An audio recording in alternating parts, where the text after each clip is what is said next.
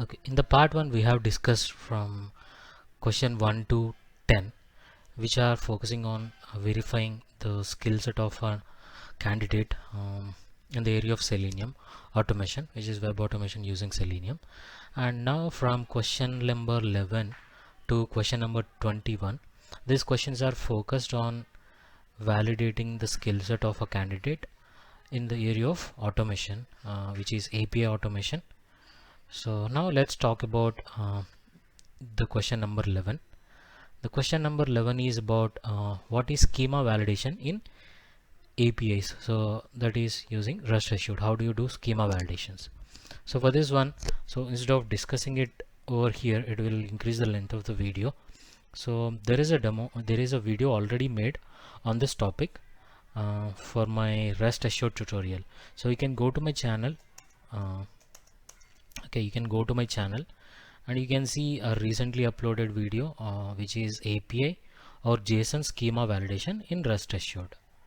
So this is episode 3.1, or else you can go to the playlist. You can go to the playlist, and in the playlist you can see the playlist for REST assured, designed for REST assured for API testing. You can click on this one,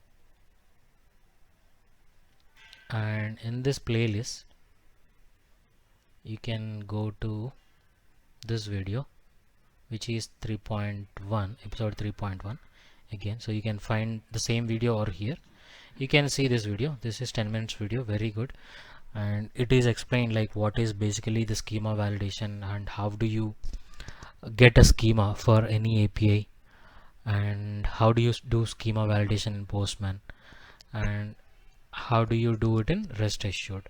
So you can see like this is this API response and how you have generated the API and how you have validated using the REST assured. So you can see this demo video. This is very good video.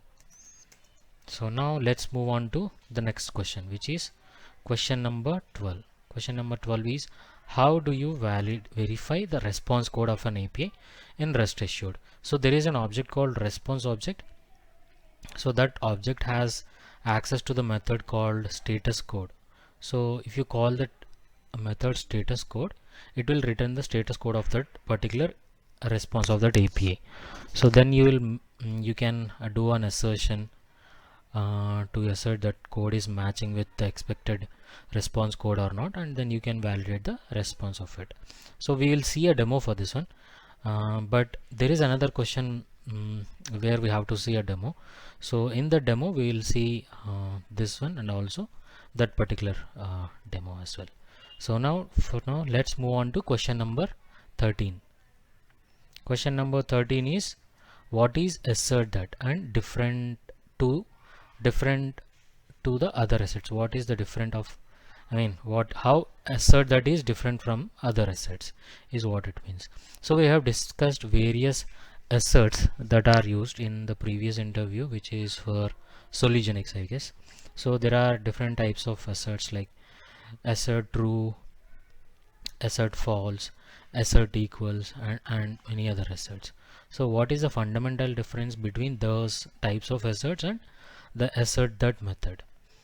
So the difference is the schematic, the semantic for assert that itself is different from the other types of asserts.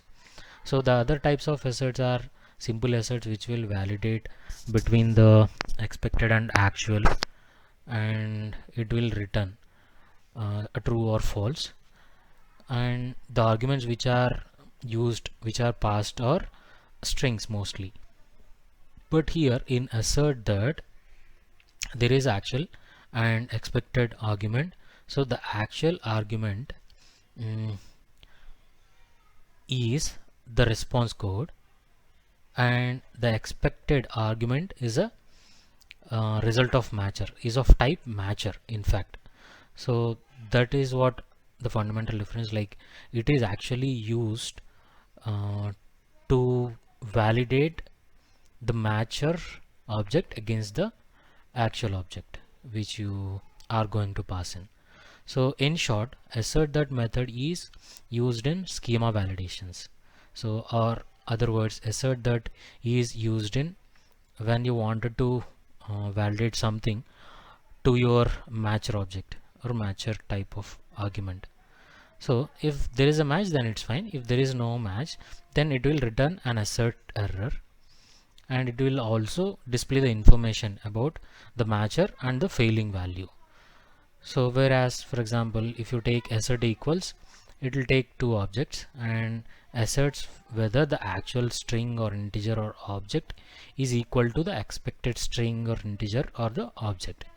So the object which is passed here is a of type matcher in case of assert that, and typically this is used in validating the schema responses. But however, JUnit assert that is deprecated, so now it is not there. Now we are going to use matcher assert class, which is a latest one, not this JSON assert that. So that's a ham crest matcher. So again, this topic is again discussed in 11th question demo. So we have a demo for 11th question, right, to do schematic validation.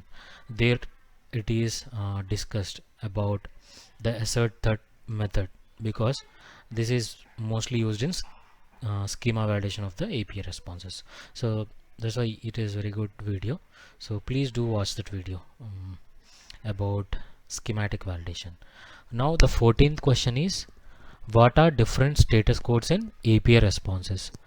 So I just explained that there are many types of status codes, like 200 in case of success response, 201 is again a success response which is returned in case of post requests, and there are different types of 500 requests which are returning the server related errors, and there are types of 400 series response codes, 404 being a not found status code, which means that probably there is something wrong with the URL, and there are other 400 responses also. In short, I have explained like 400 series errors are related to the client side errors, and 500 series errors are related to the server side errors. So that's how I explained. But there is a small mistake in saying this, like saying 400 is completely about client side errors and 500 is completely about server side errors. So you have to say it carefully. So 400 error means not like client side errors. Again, 400 errors are written by the server only, but it indicates there is something wrong with the information that is sent from the client. So instead of saying client side errors, it is wise to say that 400 errors are due to something that is gone wrong on the client side, and 500 series of errors are those errors again written by the server, but due to some errors that occurred on the server side. So if the server is not responding, then it will give 501 error or 500 series errors. So basically it is good that you remember the error codes which you have tested and answer them, so you can by heart that. I understand that most of you don't like to remember the error codes because you can't by heart all of them, but the interviewer will expect you to answer the questions immediately when you are asked about that particular status code, and they will expect that you remember all of them. So it is good and wise to by heart some of the error codes which you will see, instead of just taking for granted that okay, you know these errors, that you have worked on this, and fail to explain that error means like it will give a wrong impression that you are faking your experience. So it is good idea that whenever you have come across these errors in your execution, instead of just seeing that okay, this is the error, try to read out about that error so that you will be ready. Now let's move on to 15th question. Okay, this is why I am talking about by hearting the errors. You can understand why I said that, because the 15th question is about difference between 404 and 409 errors.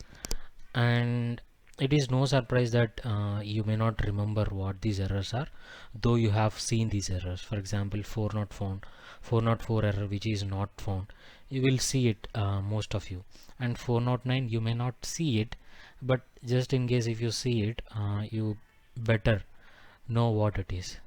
So let us see now what this is. Okay, so it is written on the blog. So the blog is 4versatilesblogspot.com. so please do visit that blog. That blog has all the interview questions. If you are a person who will like to read the content, then you can go into the blog and read the explanation. And also there are many other things, like many other learning videos in the blog. So we'll go to the blog and we'll see it. Next, let's see the next question also. So the next question is again about the status codes, difference between 200 and 204 status code.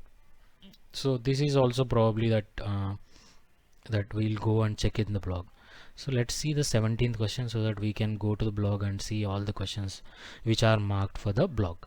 So the 17th question is about what are the different authorizations that you have worked on. Okay, this will not be referred to blog. So let us go to the blog and see question number 15 and 16.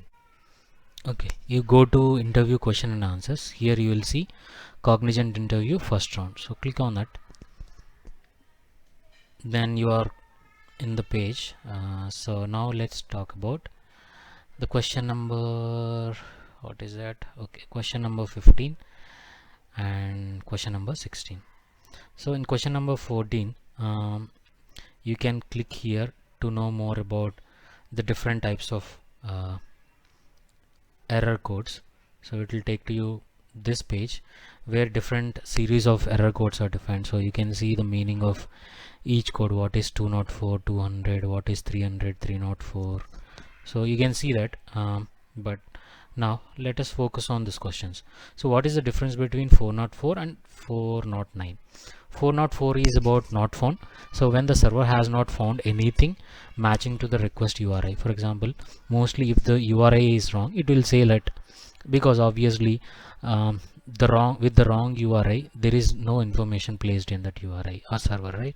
So it will return the response saying like I didn't find anything, which is 404. And 410 is about a status code should be used if the server knows through some internally configurable mechanism that there was an old resource and is now permanently unavailable.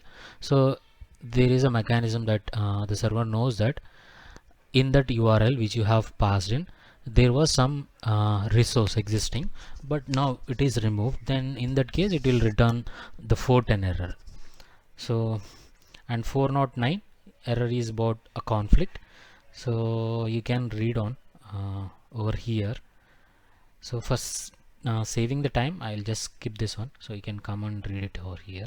And similarly, 16th question, difference between 200 and 204. So 200 is about returning the success response. This is return, forget, post and trace. And 204 status code is about no content.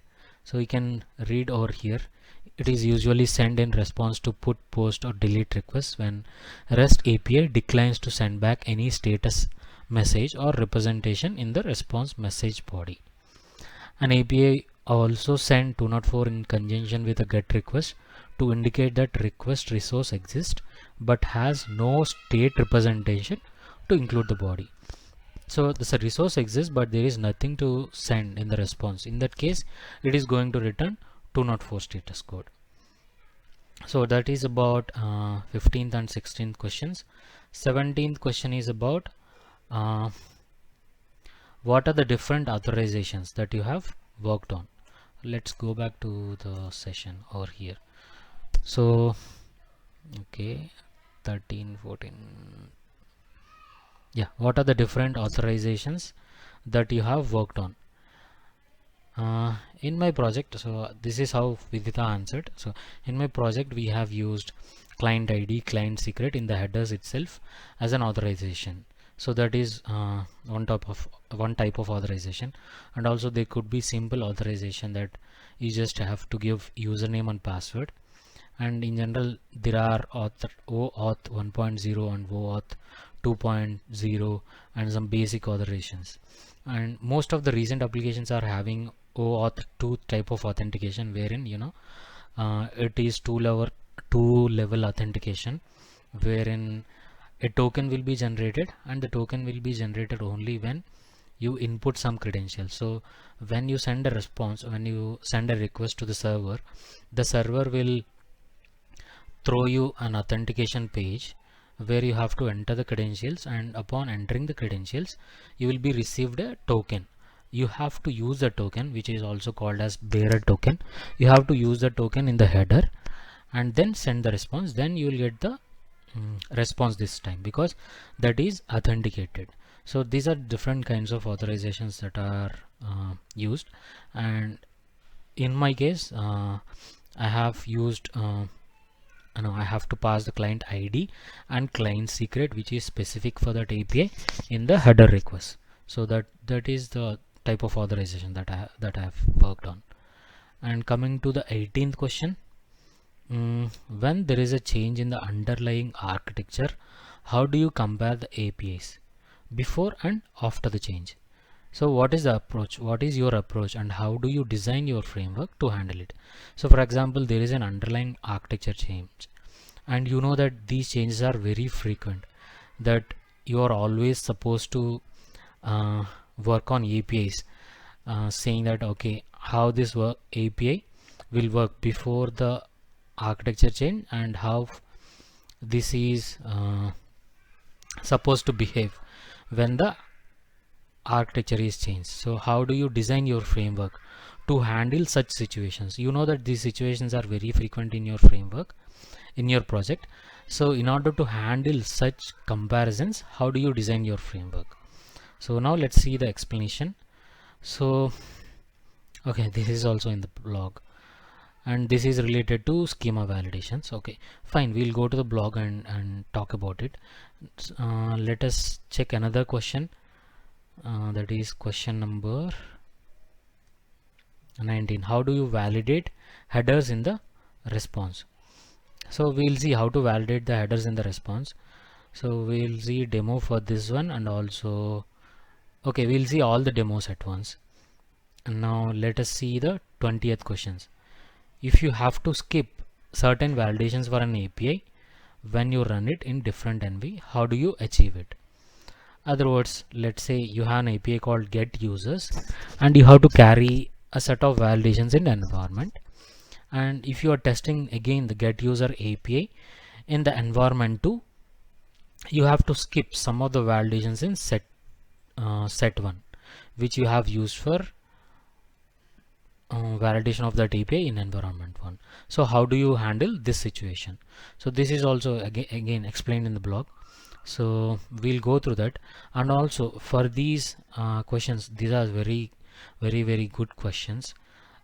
So from your experience, so I have explained from my experience and also based on the inputs that the candidate have discussed with the interviewer.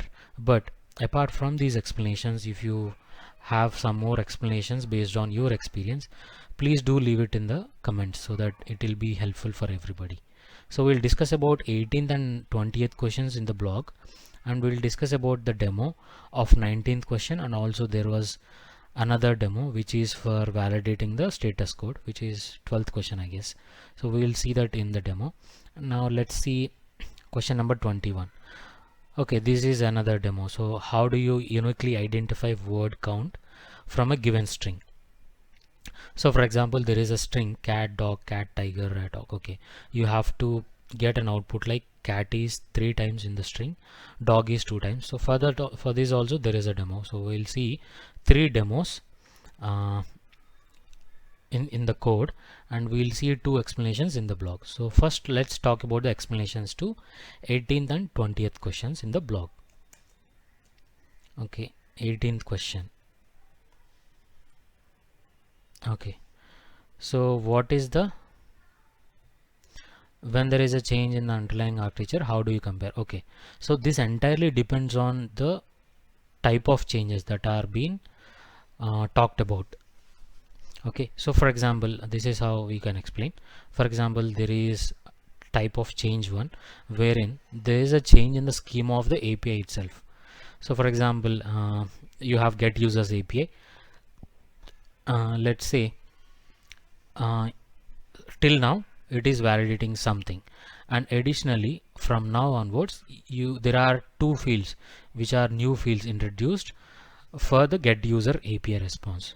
So if that is the case, and also existing four fields are removed, that's what the type of change we are talking about. So if that is the change, and these are the types of changes that frequently occur, not only the get user API, there are frequent changes in your project for many of the APIs like this. So keeping that in mind, how do you have to design your framework is that you have to design such a way that you keep a folder. Okay, you keep a folder where you can maintain all the schemas of your APIs in an organized manner. So for each API you can maintain a folder wherein you keep the schemas based on the versions or releases, something like that. So based on the version, you are going to pick up that schema which suits for that particular change. So instead of so when you separate these from your test cases, you don't have to go into the test case and change the code again and again. So instead you just go to the folder where the schemas are kept, just keep on adding the schemas with the latest changes. So accordingly, when you add the new schema, the code it automatically have to validate against the new schema. In that way, so when there is a change, the change itself is validated using the new schema. So that is one thing. And let's say the change is this way, the change is functional, that the values in the existing fields are changed, and also you have new fields and you have to validate those values also. So in that case, what you do is you have to design framework such that it is dynamic, so it is going to handle the dynamic changes. For example, your existing framework is like this, it is going to do static validation. Now it is time to adjust your framework that it is going to do the validations against the database. So when there are changes in the values and you have tagged the checkpoints to the database rather than hard coding them, then it is taken care automatically, right? So this is how you can do it. And also you can keep all the checkpoints separately, and you can keep at them one place, and you can reuse them wherever you need it in your test case. So separate the checkpoints from the test cases. That will also increase the reusability. So this is how you can explain about this question. Now let's talk about 20th question, which is about, okay, if you have to skip some validations. So it's like there are different environments and in your framework. So from environment to environment, the validations are also going to be changed. If that is the situations, what you have to do is just that you separate the checkpoints from your actual test cases. So when you separate the checkpoints, now you will have option to use the checkpoints however you want, right? So for example, in this case, if you have separated the checkpoints, in this context, environment 1 will some validations, environment 2 will have some validations. So you can control the execution by choosing the environment. So for example, normally you can have different property files for different environments. So when you are executing environment 1, then the property file you can mention that, okay, you do consider these checkpoints, or else you can maintain different Excel sheets or different places where you are maintaining the checkpoints. There you define that these checkpoints are for this environment. So based on the test where it is executed, so you can have an option, obviously, that you will have designed your test cases such a way that you can execute the test cases in across multiple environments, right? Obviously, right? So when that particular environment is chosen, your code will understand, okay, it has to pick up the validations which are meant for that particular environment. So if you have designed the framework in such a way that, then you can handle this situation also. So now we have discussed question number 18 and 19. Now let's discuss the demo questions, which is question number 19, question number 21, and question number, what is this, question number 12. It is about, so here like I said, RESB is the response object over here. So you would have seen this many times if you are in following my REST assured tutorial. There is this method which I have defined, and there is this response object which is storing the response of a request. So this is the request.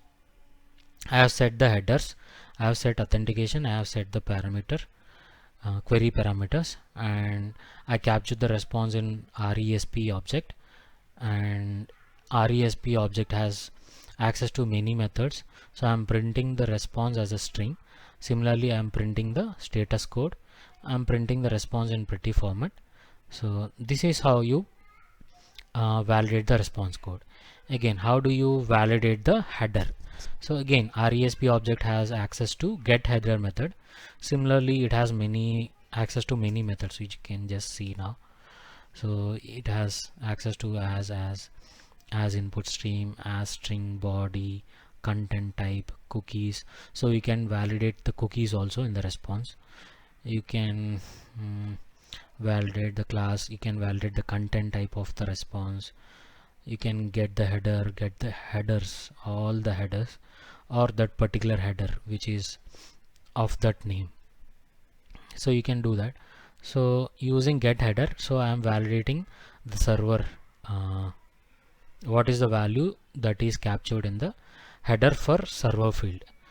So let me show it in the Postman first, like what is this particular header is, then we'll execute it over here. Okay, so this is the API. I just run this, and this is the response we got. And if we see it in the header, we see the server. So in the header, the value for this field server is Cloudflare. So that's what we are going to see in the API response, whether we are getting it or not. So let me run this.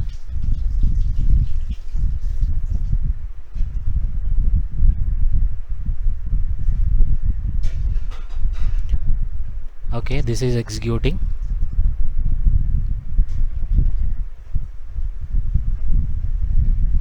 Okay, yeah, it is success. Now let us see the responses. So you see the response code is 200, and the value for that field server is Cloudflare, which we have seen it in the Postman, which means it is correct. So this is how you validate the response, and this is how you capture the value of any particular field in the header. So now you can use the assert conditions to validate them. So that's what you can do it, and this is the assert that method. That is how, this is how it is used in order to validate the JSON. So here the JSON validation is also success, and that's why you are able to see the test case is success. Okay, but anyways, you can see that video to understand clearly about how to do a schema validation. That's fine. Now okay, two demos are completed. One is to verify the status code, and the other one is to verify the header. Now let us see the cat, dog, a tiger code, and let's see how do we do it. So this is a string, and what is the result that we have to get is, we have to see how many times cat is in the string, how many times the dog appear in the string, similarly tiger. So there are many ways to do this. I'll explain some of the methods and I'll show you one of them. Okay, so one way is, okay, this is the string, right? Now if you have to count the number of words, what you can do is you can convert this string into array. So when you convert this into string, it is easy for you to write a loop and count the each words. That is one of the methods. And even before that, you can use substring and try to abstract some parts, like and try to do compare it against. Okay, that's a difficult one, so let's forget about that one. So one of the methods is convert this into string, and once you get the string, first value in your string is cat, second is dog, cat, unknown, right? So what you do is you have to write two for loops. Like one for loop will be used, the inner for loop will be used to traverse across this string, and there is another for loop which will do the which is used to do the comparison. So first you will take first field and you will compare this first field with the rest of them, and when there is a match you increase the counter. At the same time, when you increase the counter, you replace the matched value with a 0, so that next time it won't pick it up for the comparison. Okay, so now cat no match, match is there, replace it with 0, count is 1, no match, no match, count is 2, replace it with 0, no match. Fine, one loop is done. Now pick up the second word. You'll take the size of the array to repeat, like how far you have to repeat the loop. And now take the second value, dog, repeat it from the beginning again, no match. Here it will match, so you have to skip -1 all the time. So out of total matches, match 1, no match, no match, no match, no match, there is a match, increase the counter and replace it to 0. Now you have the count of 2, so 2 minus 1 will be, sorry, now you will have count of how much? Yeah, 2. Okay, that is fine, no need to decrease it. Okay, similarly now this time it will be 0, so since it is 0, then you don't pick it up. Now tiger, pick up tiger, no match, no match, no match, no match, so there are no matches, so it is only one word. Now pick up rat, compare, no match, no match. Okay, now this will be 0 because you have already done it, so don't pick up. This is also 0, don't pick up. So finally you will display like cat these many number of times, dog these many number of times, tiger one time, and so on. That's how you can do it. So that is one way. And another method is you have created an array from this, and you convert that array into a hash set.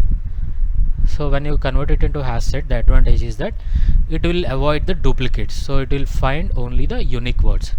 So using that hash set, you again take the help of hash set, take the first value in the hash set and compare it with across the array, take the second value in the hash set and do the comparison and increase the counter.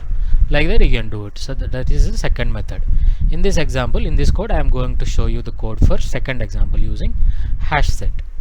So you split the string, you took it into WC.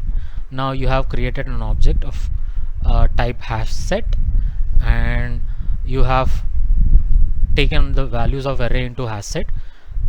Now this is having the unique values. With the help of iterator, you are iterating it through the hash set against each value, and inside you have written one more for loop. This for loop is used to traverse the first element of a hash set throughout the array, and when there is a match, do the increment. And now finally you got the number of words that are repeated. So let me run this one. Please run. So this is the string. Now you see there are one rat, there are 3 cats, there are 1 tiger, there are 2 dogs. So this is correct. Now I'll do one thing. I will add one more tiger. Let me run this. There are 1 tiger, right? Now there should be 2 tigers.